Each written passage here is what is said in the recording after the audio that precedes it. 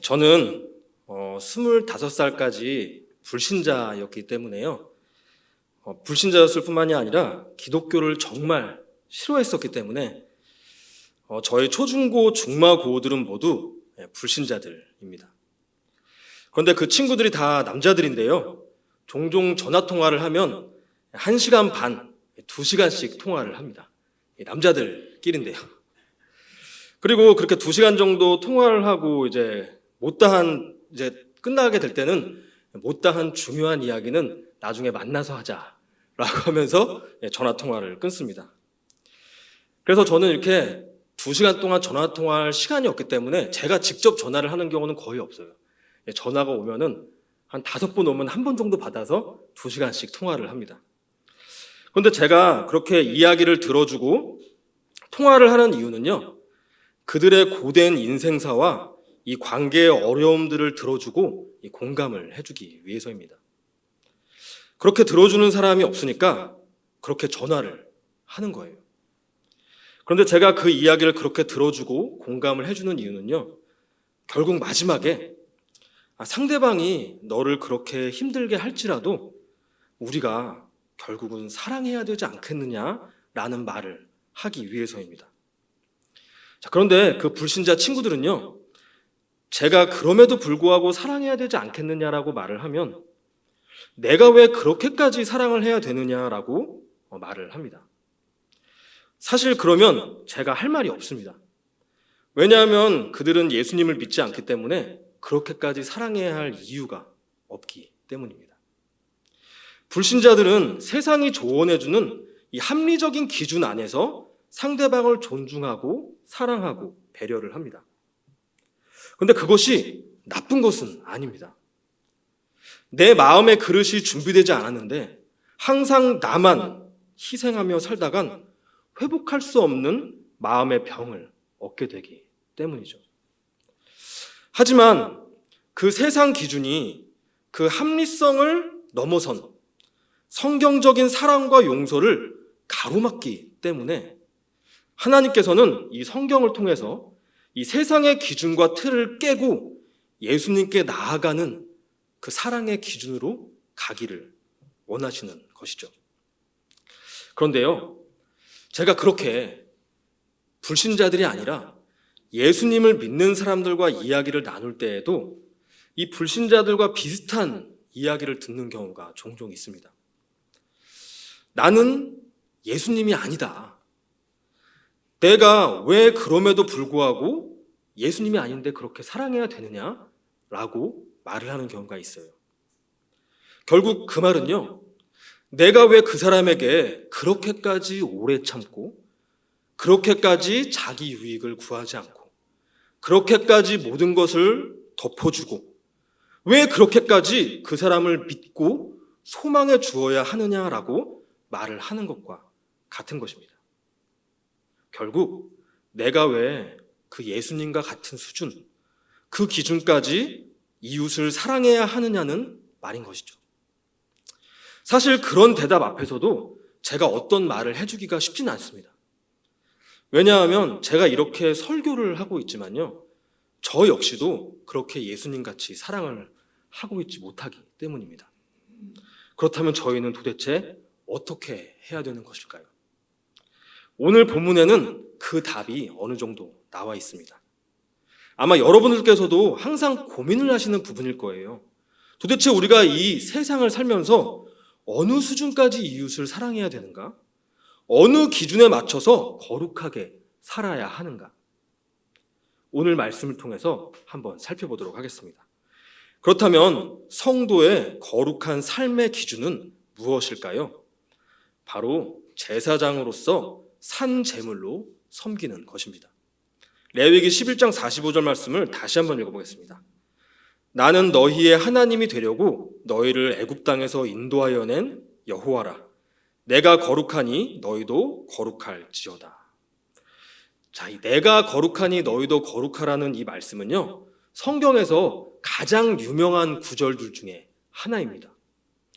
이 거룩이라는 히브리어 단어는요, 성경에 1000번 가까이 나오는데요, 사실 특히나 이 거룩한 물이라고 번역되는 이 성도, 그리고 하나님께서 임재하시는 성전, 또 그 성전 안에 있는 거룩한 물건들, 바로 성물, 그리고 그런 물건들을 거룩하게 구별한다는 뜻인 성별과 같은 단어에 붙어있는 이 성이라는 단어도 모두 히브리어로는 거룩이라는 같은 단어인 것입니다. 그러니까 성경에 엄청나게 많이 나오는 것이죠. 그런데 이렇게 거룩이라는 단어가 이렇게 많이 나와도 이 거룩의 개념이 성경에서 명확하게 설명된 곳이 없기 때문에요, 이해하기가 쉽지 않으니까 한국뿐만이 아니라 전 세계적으로 그리고 역사적으로도 이 거룩에 대한 오해가 많았던 것입니다. 그래서 이 내가 거룩하니 너희도 거룩하라는 이 말씀을 저희가 이해하기 위해서는요, 적어도 세 가지의 핵심적인 질문을 던지고 그 답을 찾아야 되는데요, 그 답을 찾기 위해서는 이 본문이 등장한 맥락과 이 성경 전체를 좀 훑어봐야 됩니다. 자, 먼저 첫 번째로 던져야 할 질문은요, 하나님이 거룩하시다는 것은 어떤 의미인가입니다. 내가 거룩하니 너희도 거룩하라고 하셨으니까 하나님이 거룩하시다는 게 어떤 의미인지 알아야겠죠. 먼저 이 구절에서 저희에게 명확하게 주어진 단서 한 가지는요, 거룩이라는 히브리어 단어입니다. 이 단어는 구별하다라는 의미를 가지고 있습니다. 그런데 도대체 무엇과 구별된 것일까요? 레위기에서 정함의 반대는 부정함입니다. 바로 깨끗함과 깨끗하지 않다는 뜻이죠.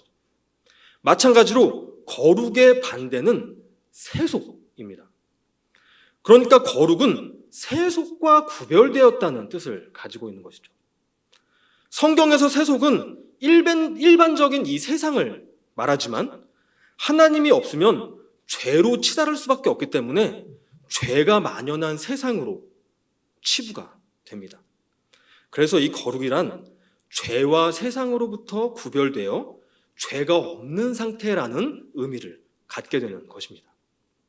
그런데요, 이 죄가 없는 상태가 어떤 상태인지에 대해서도 사실은 오해가 많았습니다. 성경은 교통법규를 잘 지키고 도둑질이나 살인을 하지 않고 도덕적으로 고결하게 살고 나라를 구하기 위해 고문을 받고 생명을 바치고 아이들을 키우기 위해 인생을 다 바쳐서 헌신한 부모님이라고 해서 죄인이 아니라고 하지를 않는 것입니다.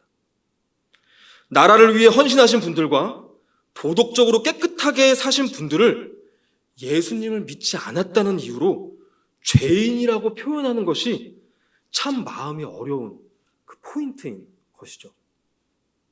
그렇다면 거룩하다, 세상과 구별되어 죄가 없다는 것은 도대체 어떤 의미를 갖는 것일까요? 저희는 이 거룩이란 말을 많이 들어왔고 찬양을 하면서 거룩하신 하나님이라고 많이 고백하지만 이 거룩은 하나님만이 가지신 속성이라서요, 저희는 그냥은 이해할 수가 없습니다.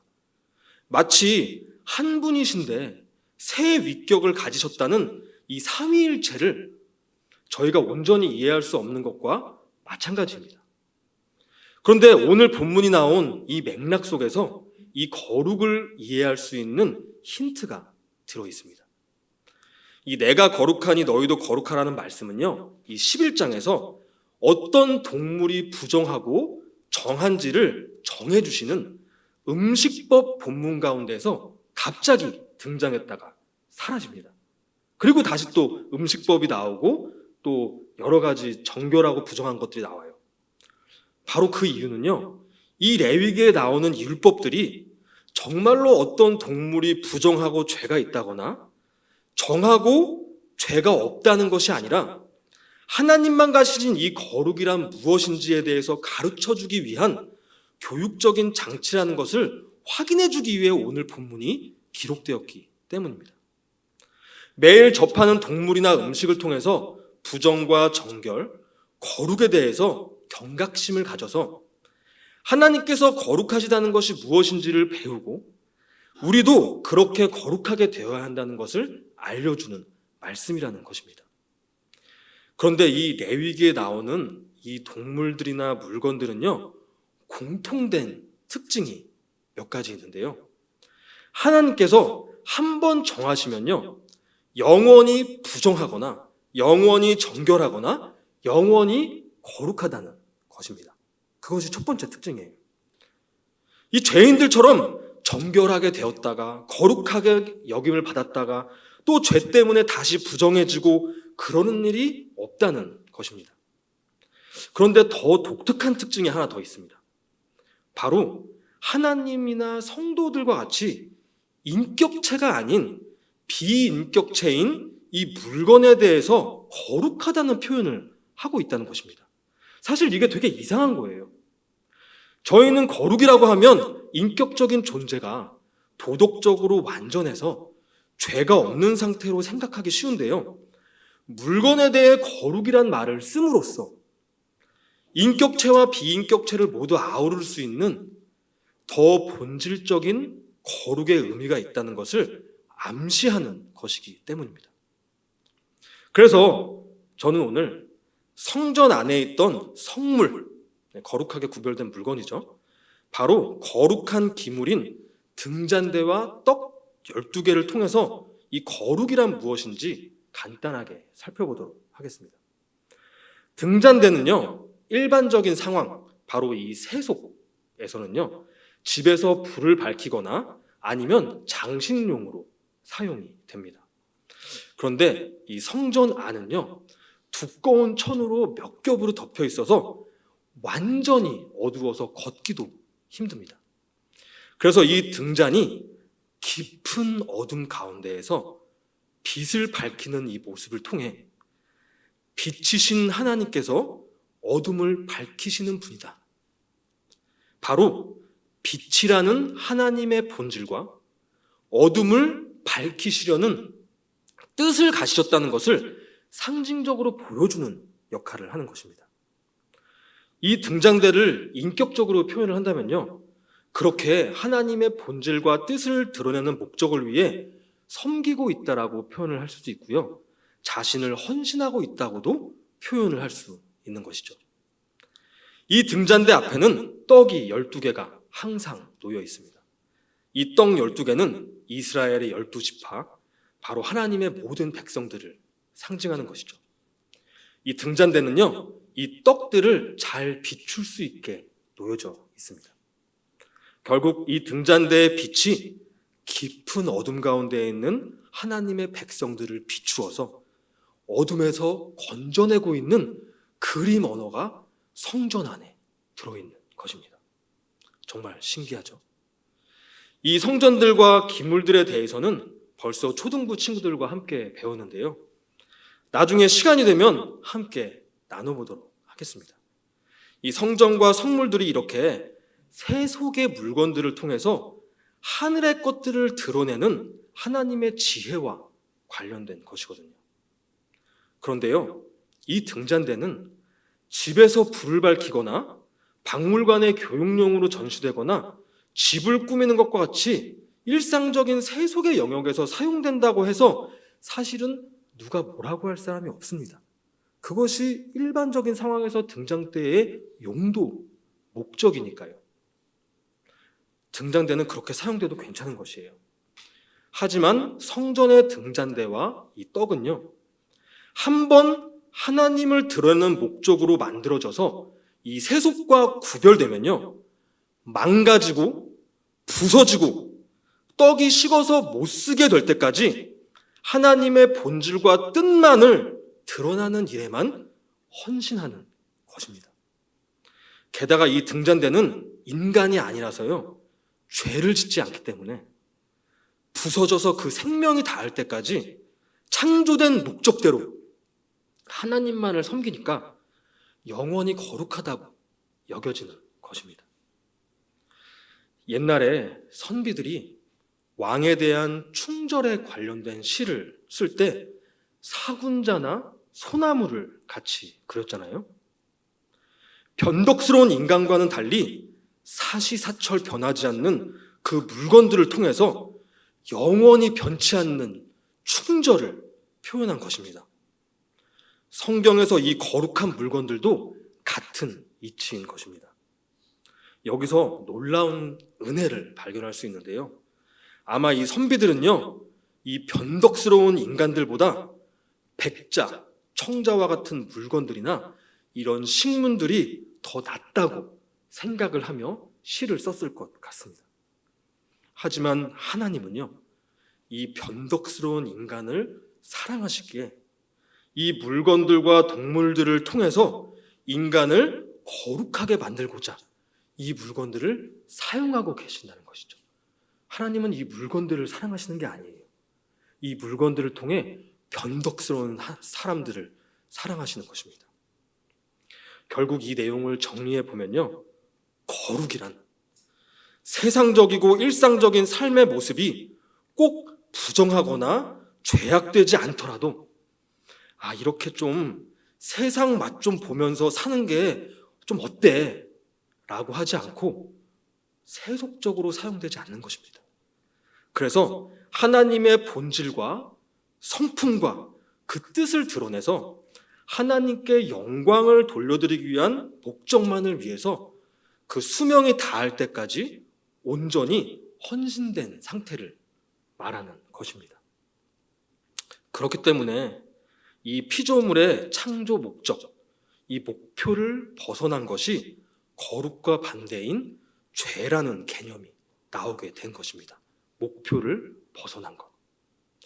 결국 이 거룩의 개념을 가지고 하나님이 내가 거룩하니라는 말씀의 의미를 찾아볼 수가 있습니다. 하나님의 본질은 사랑이십니다. 그리고 하나님은 죄에 빠진 백성들을 자신이 죽기까지 할 때까지 반드시 구원하시려는 뜻을 가지고 계십니다. 그게 바로 어둠 가운데 있던 이 등잔이 성령을 의미하는 기름을 태워서, 자기 자신을 태워서 백성들을 의미하는 떡을 빛으로 비추시는 그 모습인 것이죠. 하나님은 그 뜻을 이루시기 위해 백성들에게 그 본질인 사랑을 쏟아 부으시되 독생자가 십자가에서 몸이 망가지고 부서질 때까지 헌신을 하시는 분이신 것입니다. 바로 이것이 저희가 하나님은 거룩하시다 라고 표현할 때 그 안에 담겨있는 진짜 의미인 것입니다. 이 더럽고 추악해서 자기밖에 모르고 욕망만을 추구하며 이 세속의 것이 좋다, 이 세속의 것을 맛보고 사는 게 어떠하냐라고 말하는 이 어둠에 속해버려서 창조의 목적을 벗어나버린 저희를 위해 죽기까지 헌신하시는 이 사랑의 하나님. 그래서 이 십자가는요, 하나님의 거룩하심과 사랑이 증명된 자리이고요, 하나님의 이 진리가 등잔대처럼 밝게 빛나는 자리인 것이고요, 그래서 하나님의 영광이 있는 자리이고 모든 피조물들이 찬양을 올려드리는 자리라고 하는 것입니다.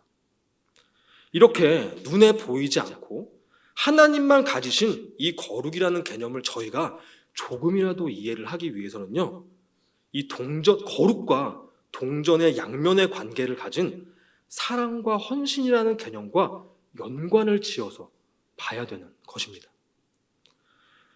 저희가 이제 두 번째 해결해야 되는 질문은요, 그렇다면 우리가 어떻게 이렇게 거룩하게 될 수 있느냐라는 것입니다.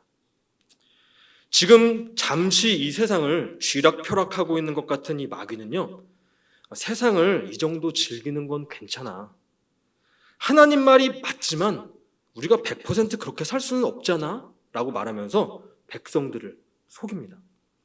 왜냐하면 하나님께 거룩하게 헌신된 그 백성들을요, 세속의 용도로 바꿔서 이 세속에 묶어둠으로써 거룩으로 나아가지 못하게 하고요, 또 삐끗하면 부정함, 바로 죄에 가득한 상태로 이끌려는 것입니다. 그런데 여전히 이 죄의 영향력을 가진 저희 백성들은요, 오직 하나님만을 섬기지 못하고 마귀의 이런 유혹에 빠지기가 너무 쉽습니다. 그러니까 하나님께서 개입하시지 않으시면 계속 부정하게 될 수밖에 없고 거룩하신 하나님과 함께할 수 없게 되고 그 가운데에서 저희의 스스로 힘으로는 절대로 벗어날 수 없는 것입니다.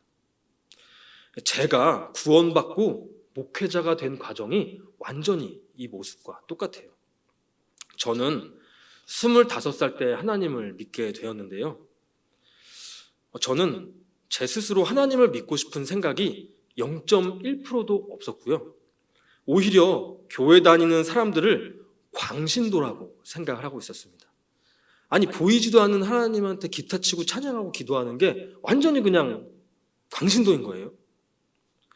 그리고 제가 여러 종교에 관심을 가지고 있었고 각 종교들을 인정하고 이렇게 존중을 하고 있다 보니까 성경에 하나님만을 신이라고 주장하는 이 기독교를 대단히 편협하고 교만한 사람들이라고 여기고 있었습니다.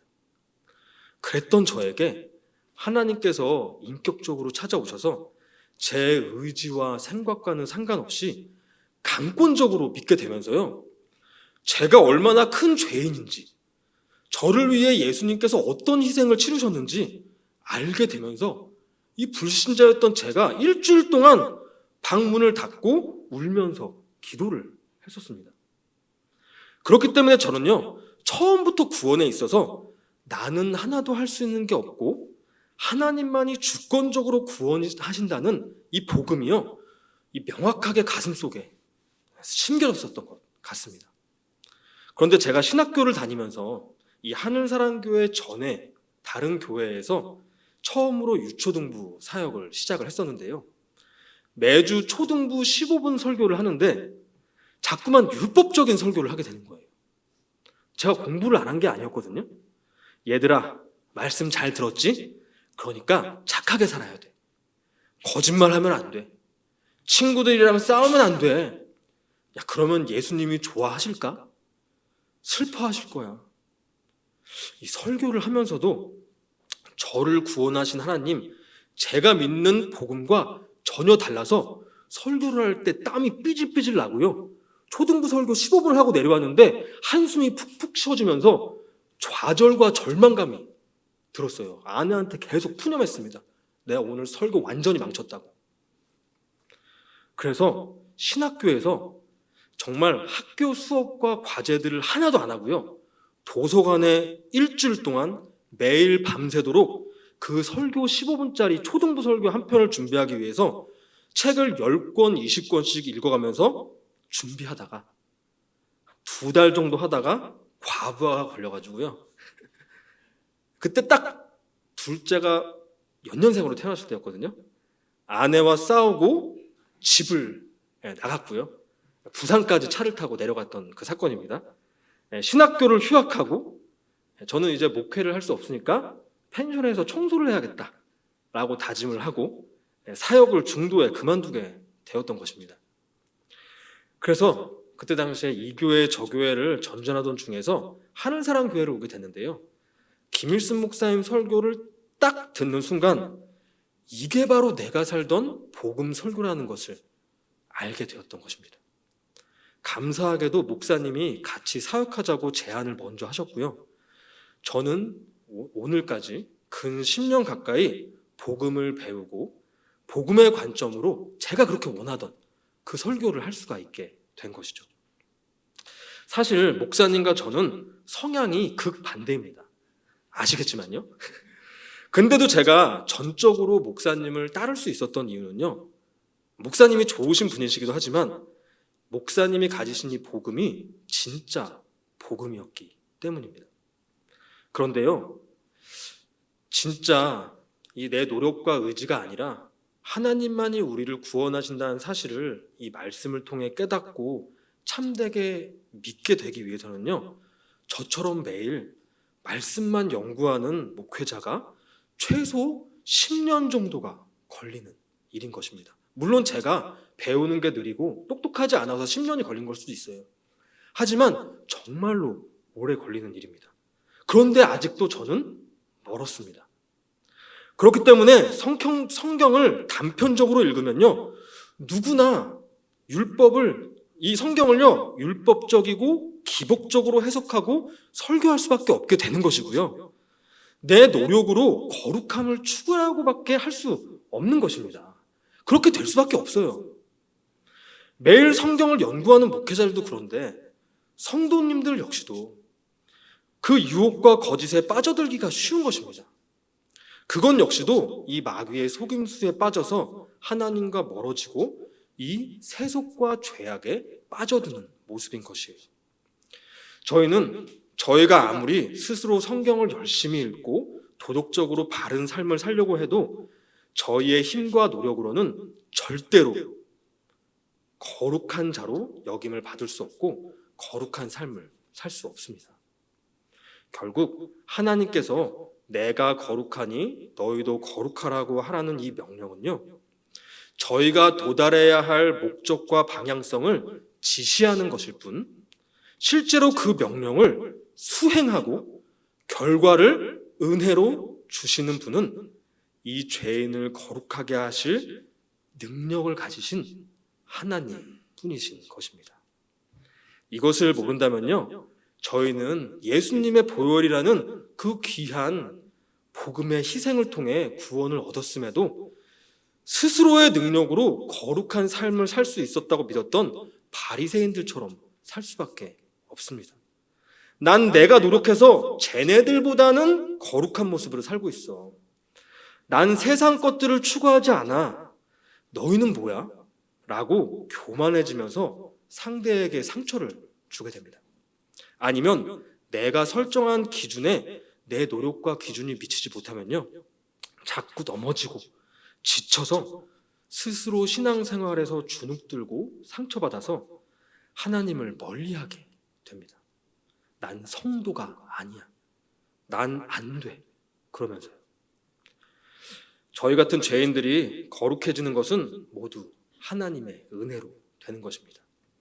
그 사실을 정말 믿으면요, 저희 가운데 거룩해져가는 열매가 조금이라도 맺혀지게 된다면 이건 제가 할 수 있는 일이 아니니 분명 하나님께서 하셨습니다라고 고백하면서 겸손하게 감사할 수가 있는 것이고요. 그렇게 살지 못할 때에는요, 하나님을 두려워하거나 자책을 하는 것이 아니라 그럼에도 불구하고 은혜를 베푸시는 하나님께 통회하는 마음으로 돌아가 지혜와 힘과 능력을 구할 수 있게 되는 것입니다. 자, 이제 마지막으로 세 번째 질문을 해결하도록 하겠습니다.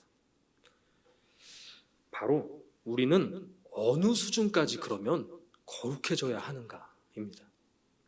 앞서 말씀드렸다시피 성도들 가운데에는 내가 예수님이 아니다, 왜 나에게 그런 예수님과 같은 사랑과 용서를 요구하느냐라고 말을 하는 사람들이 있습니다. 그런 말을 하지 않아도 저희들 마음 가운데는 그런 생각을 모두 가지고 있으실 거예요. 이 말은 반은 맞고 반은 틀린 말입니다. 일단 저희는 예수님이 아닙니다. 예수님은 하나님의 모든 백성들을 대속하시기 위해 십자가의 대속 제물로 희생하시는 대제사장이시죠. 그런데 우리는 모든 백성들을 대속하는 대속 제물이 아닙니다. 그리고 저희는 그것을 수행할 죄와 흠이 없는 어린 양도 아니죠. 하지만 이 예수님께서는요, 저희에게 예수님께서 지셨던 그 십자가를 지는 삶을 살으라고 명령을 하셨습니다.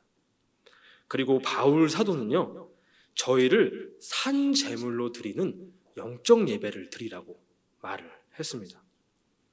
십자가를 지는 것과 산 제물이 되라는 이 두 말씀은요, 사실 같은 말씀입니다. 바로 저희가 모든 백성들을 대속하는 것은 아니지만 저희에게 주어진 각자의 삶, 그 각자의 삶 가운데 이웃을 사랑하고 그 이웃을 예수님께 인도하기 위해 나에게 주어진 그 십자가를 짊어지며 나를 산 제물로 헌신하는 제사장이 되라는 말인 것이죠. 이 제사장의 역할이란 등잔대와 똑같습니다. 이 등잔대가 하나님의 본질인 사랑과 하나님께서 구원하신다는 그 뜻을 드러내서 이 땅의 사람들에게 하늘의 것을 보여주며 하늘과 땅을 연결시켜 주잖아요. 제사장도 그 용도로 사용되는 존재입니다. 하늘의 사랑을 우리를 통해 보여줘서 하나님과 불신자들을 이어주는 존재, 그것이 바로 제사장의 역할입니다. 저희가 그렇게 세속을 즐기는 데 사용되려는 욕망을 따르지 않고 하나님의 본질과 뜻을 드러내기 위해 산 제물로 헌신하는 제사장의 역할을 감당할 때 불신자들이 하나님 앞으로 돌아오며 하나님께 영광을 돌려드리게 되는 것입니다. 그런데 이 인간이 무엇인가를 영광스럽게 생각한다고 할 때요, 그 정말 이 영광이라는 것은요, 엄청나게 대단한 업적을 내거나 높고 귀한 사람에게 하는 반응입니다. 그냥 보통 일들에 대해서는 영광스럽다고 말을 하지 않아요. 이 마라톤 대회에서 수백 명이 참여를 하는데 정말 영광스럽다고 여겨질 수 있는 사람은 1등에서 3등 정도까지입니다. 영화제 시상식에서 1등 정도 되는 상을 받아야 이 영광을 누구누구에게 돌리겠습니다라고 말을 할 수 있는 것이죠. 참가상을 받았는데 영광스럽다고 말하기는 쉽지 않습니다.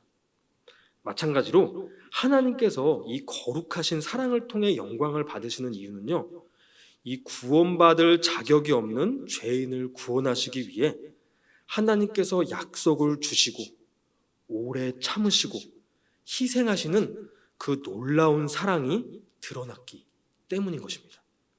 그래서 저희들이 이 하나님께 영광을 돌려드리고 하나님을 찬송하는 것인데요, 이런 하나님을요, 그래서 성경에서는 기이한 일을 하신 분이라고 표현을 합니다.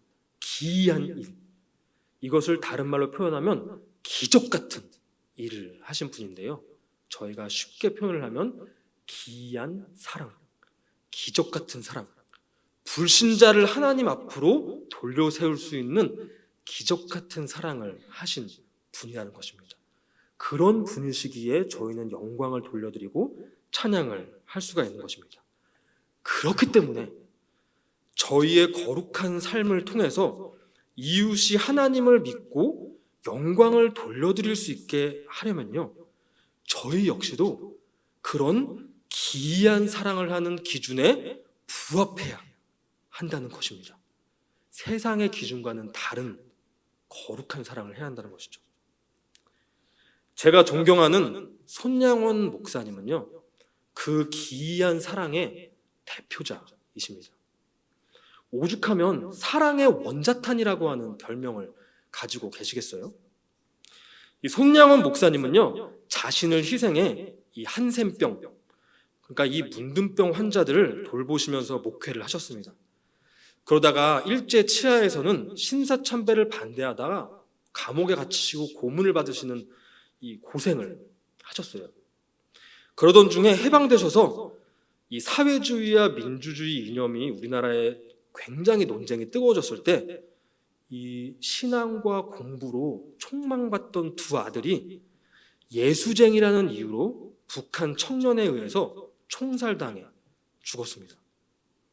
그런데 그 북한 청년이 나중에 체포돼서 사형을 받게 되는다는 사실을 알게 되었을 때 손양원 목사님은 직접 발로 뛰어가 찾아가셔서 그 청년을 용서해 줄 것을 요청하셨고 자신의 양아들로 삼으셨습니다.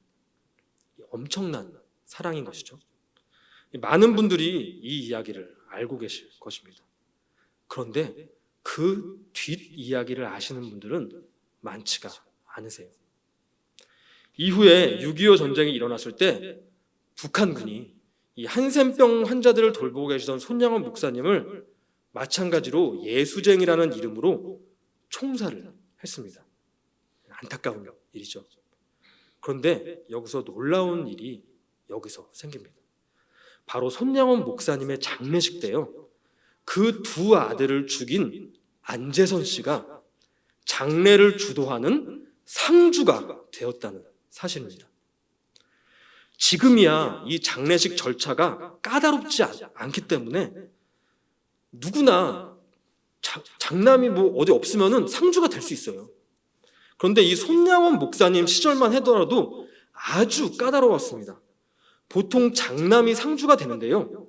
장남이 장남 역할을 하지 못하면 가족들이 상주로 여기지 않았고 상주로 세우지 않는 경우도 많이 있었습니다.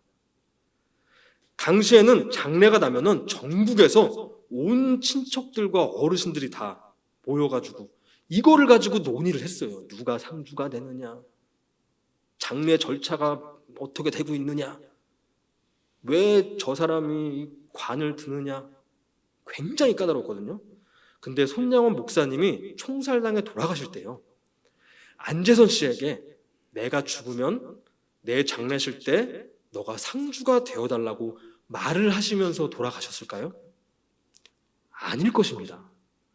결국 안재선 씨가 손양원 목사님의 상주가 되었다는 것은요, 모든 가족들이 안재선 씨를 장남으로 인정을 했다는 것이고요.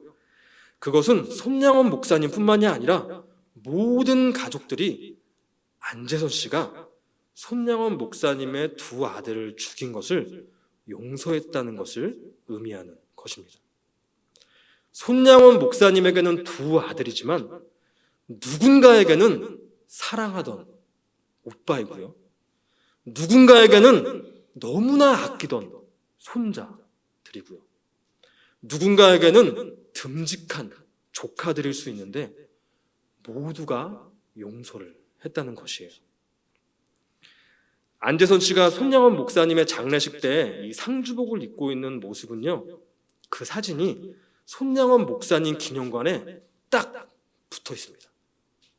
저희는 만약에 그 기념관을 가봤을 때 이런 사실을 모른다면 아, 그렇구나 하고 그냥 지나갈 수도 있는 사진이에요.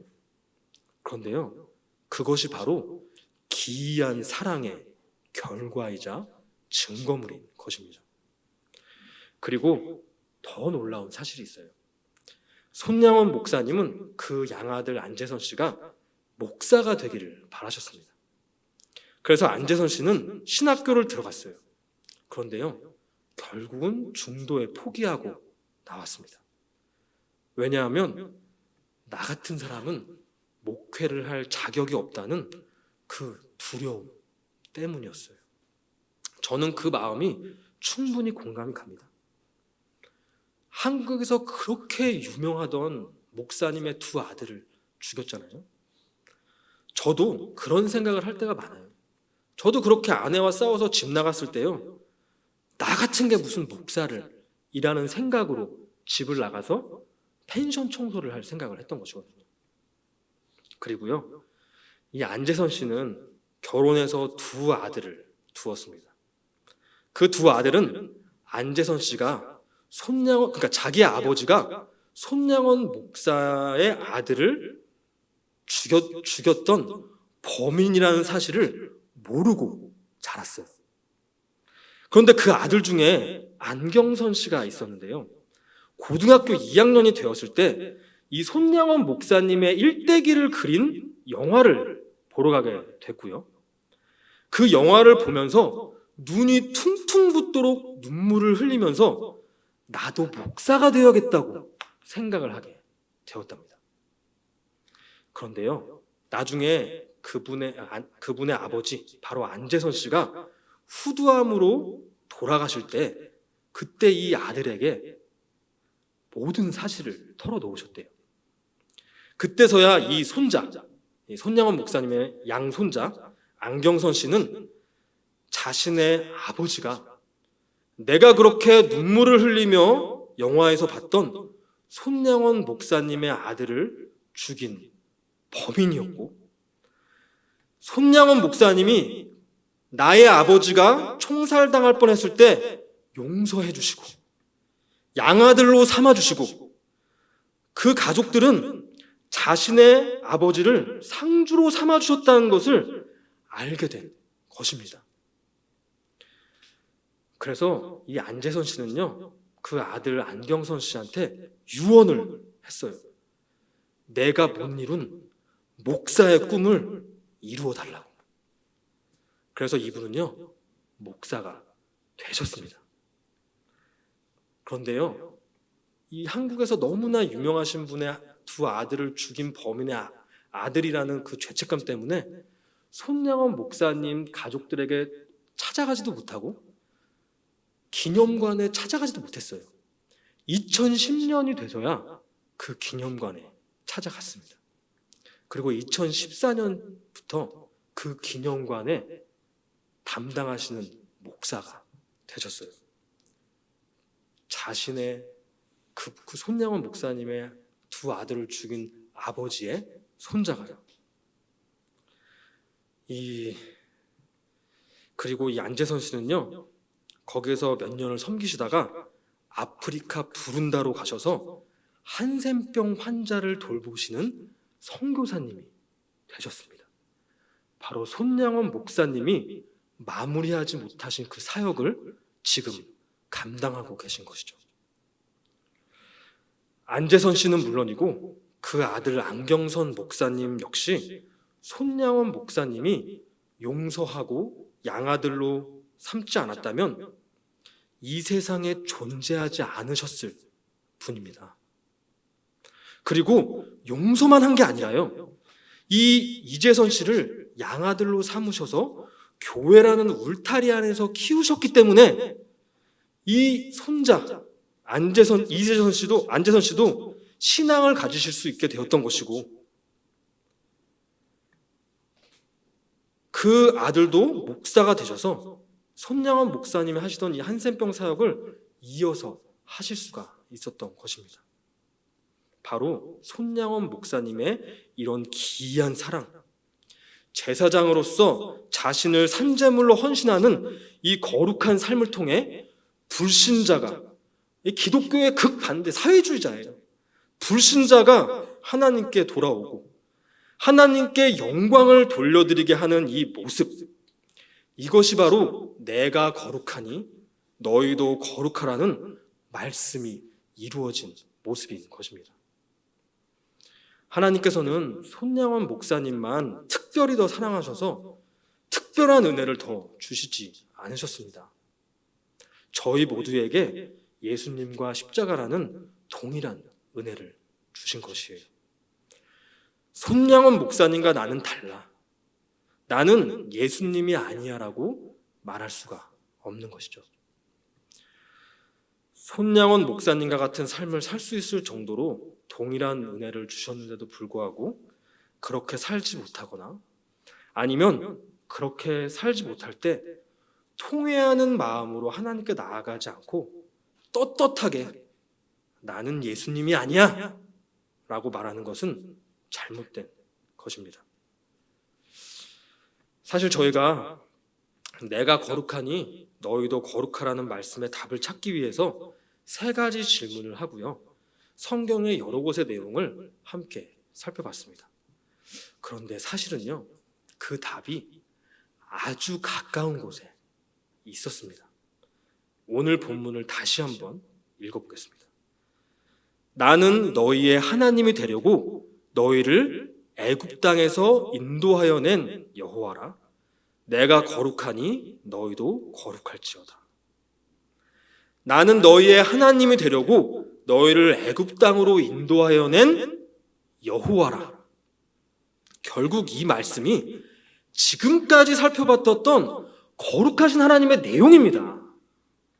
아직 죄인된 백성들을 위해 친히 제사장이 되셔서 자신을 헌신함으로써, 유월절 어린 양으로 피를 바름으로써 저희의 하나님이 되어주시겠다는 그 본질과 뜻을 보여주시고 그것을 이루셔서 광야 앞에서 백성들을 모아서 말씀하시는 이 하나님, 세상에 어떤 신도 이런 사랑을 하는 신이 없고 하나님만이 유일하시기 때문에 세속과 구별된 거룩하신 하나님이라고 부르는 것이고요, 우리 역시도 그런 기이하고 놀라운 사랑을 받았다면 하나님과 같이 이 불신자와 하나님을 연결해주는 이 제사장으로서 자신을 산 제물로 헌신하는 거룩한 삶을 살 수밖에 없게 되는 것입니다.